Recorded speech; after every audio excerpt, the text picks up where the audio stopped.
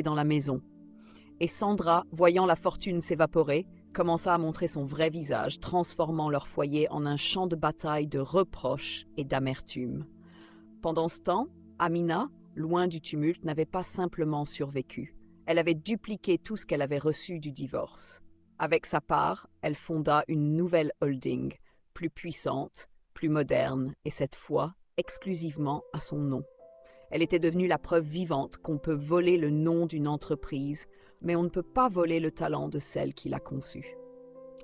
Un soir, Marc se présenta à sa nouvelle résidence, le costume élimé et le regard vide, implorant une seconde chance, accusant Sandra de l'avoir égaré.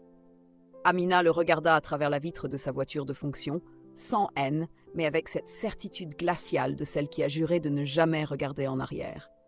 Elle fit simplement signe à son chauffeur de démarrer. Il était riche en la quittant, mais il était désormais pauvre de tout, car il avait perdu la seule personne qui croyait en lui quand il n'était rien.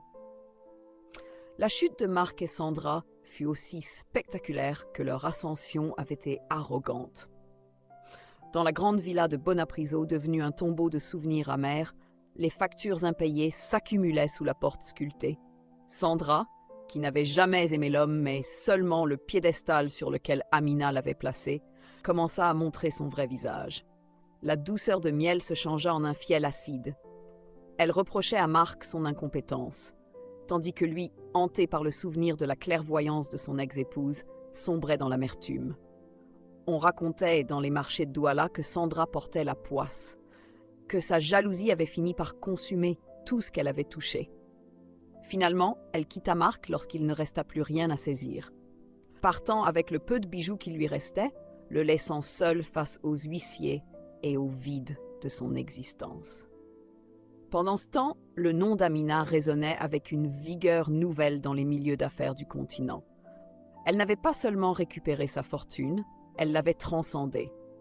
Ses 4 enfants, qu'elle avait protégés du scandale avec une force de lionne, grandissaient dans un environnement de travail et de valeur. Elle leur enseignait que l'héritage le plus précieux n'est pas le compte en banque, mais la capacité à rebâtir sur des ruines.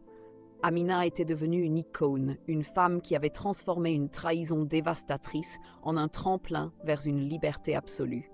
Elle ne fréquentait plus les mêmes cercles que Sandra ou Marc. Elle évoluait désormais dans une sphère où la loyauté était la monnaie la plus précieuse.